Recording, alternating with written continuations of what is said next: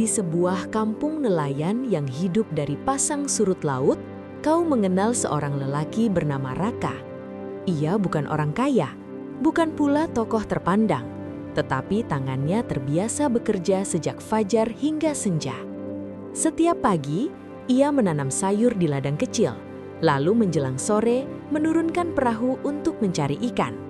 Di rumah kayu sederhana itulah Raka tinggal bersama istrinya, Sinta, dan seorang anak perempuan bernama Nara, putri Raka dari pernikahan pertamanya. Sejak ibu kandung Nara wafat, rumah itu berubah sunyi. Kau bisa merasakan dindingnya menyimpan gema langkah yang tidak lagi hangat. Sinta, sang ibu tiri, datang membawa harapan baru bagi Raka. Tetapi bagi Nara, kehadiran itu pelan-pelan menjelma menjadi sumber luka.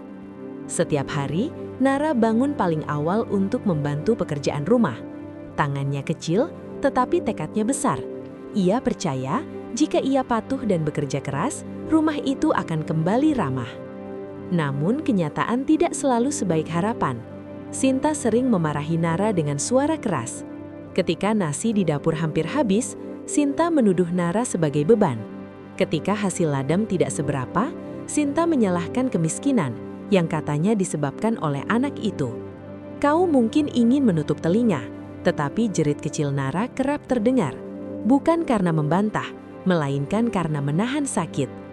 Suatu siang yang terik, Raka memanggil Nara untuk beristirahat. Ia ingin mengajak keluarganya makan sebelum kembali bekerja. Nara menyahut dengan senyum tipis, meminta izin mencuci tangan. Belum sempat air mengalir, suara Sinta menggelegar. Ia memerintah Nara menyajikan makanan dengan nada kasar. Ketika Nara menjelaskan dengan lembut, tamparan itu datang tanpa peringatan. Kau merasakan udara membeku, seolah waktu berhenti untuk memberi ruang pada rasa perih. Raka mencoba menengahi, tetapi kelelahan dan rasa bersalah sering menutup mulutnya. Ia mencintai putrinya, tetapi juga takut kehilangan pasangan. Di titik inilah, konflik rumah itu mengeras.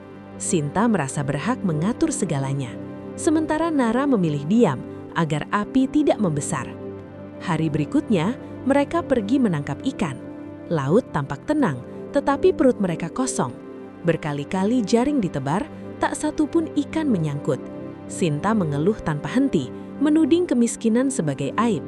Raka meminta kesabaran, sementara Nara menatap air dengan doa yang tak terucap. Ketika harapan hampir habis, jaring terakhir terangkat bersama 2 ekor ikan emas yang berkilau. Cahaya sisiknya memantul seperti matahari yang tersenyum. Sinta bersorak, membayangkan uang dan kehidupan mewah.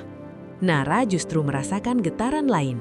Matanya bertemu mata ikan-ikan itu, dan kau bisa merasakan permohonan yang tak bersuara. Dengan suara pelan, Nara meminta agar ikan-ikan itu dilepaskan.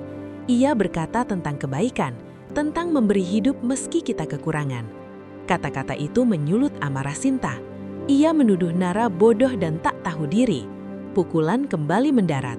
Raka terdiam, terjepit di antara ketakutan dan nurani. Dalam kekacauan itu, ikan-ikan emas terlepas dan menyelam ke dasar.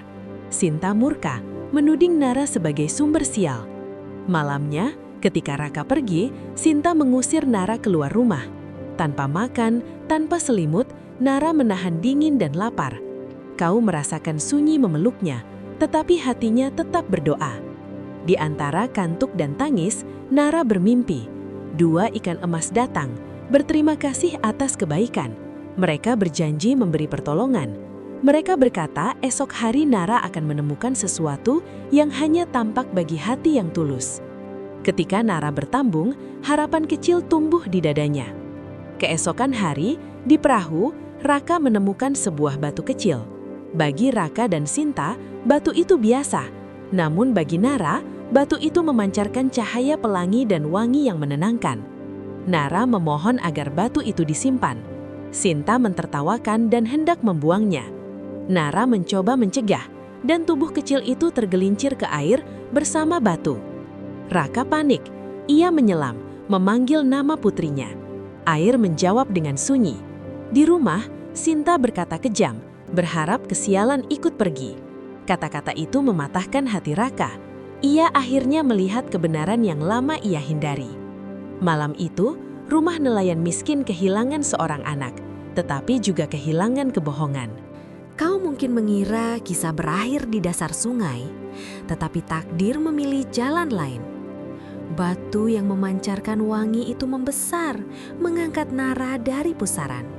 Ia membawanya ke tepian yang aman, lalu menyusut kembali. Dengan cahaya lembut, batu itu seolah berbicara, menawarkan persahabatan dan perlindungan. Nara menerima dengan hati yang masih bergetar, tetapi penuh syukur. Hari-hari berikutnya, Nara berjalan menjauh dari kampung lama. Batu wangi menjadi teman setia. Ketika malam dingin, aromanya menghangatkan. Ketika langkah ragu, cahayanya menuntun. Kau melihat seorang anak belajar percaya lagi pada dunia. Bukan karena dunia berubah, melainkan karena hatinya tetap utuh. Di sebuah desa lain, Nara bertemu Reno, anak seusianya. Mereka berteman, berbagi cerita dan tawa. Nara memperlihatkan keajaiban batu wangi. Namun ayah Reno, seorang saudagar tamak, ingin memilikinya. Batu itu menjadi biasa di tangannya. Keajaiban tidak tunduk pada keserakahan. Tak lama wabah penyakit menyerang desa. Orang-orang cemas, doa bertebaran. Nara dan Reno berdoa dengan tulus, memohon kesembuhan untuk semua. Batu wangi memancarkan cahaya pelangi, menyebar ke setiap sudut. Satu persatu, orang-orang pulih. Desa bersorak, memahami bahwa pertolongan lahir dari ketulusan. Di antara mereka, Nara melihat Raka. Ayahnya lemah tetapi hidup. Mereka berpelukan. Air mata menyatu dengan syukur. Raka mengakui kesalahannya, menceritakan perpisahan dengan Sinta. Kau merasakan luka lama perlahan sembuh. Jalan pulang tidak selalu berarti kembali ke rumah lama, tetapi menemukan keluarga dalam kebenaran. Nara memilih hidup bersama Raka, tetap menjaga batu wangi sebagai amanah. Ia tidak menggunakannya untuk memperkaya diri, melainkan untuk menolong. Kau belajar. Keajaiban bukan benda, melainkan pilihan untuk berbuat baik meski pernah disakiti. Dan dari kampung ke kampung, kisah itu beredar, mengingatkan kita bahwa kebaikan akan menemukan jalannya pulang.